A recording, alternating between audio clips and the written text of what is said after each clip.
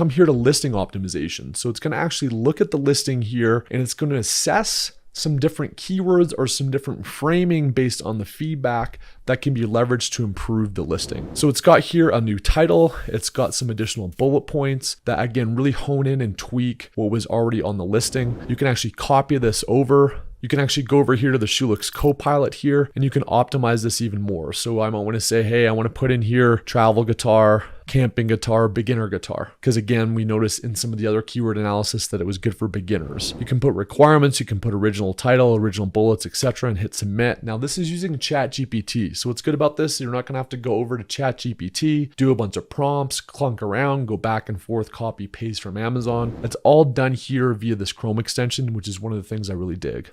So it's got some additional bullets here. I can actually copy this right here and I can pull that into whatever listing thing I'm actually looking to use. Now, the other thing you can do here is actually click on this chat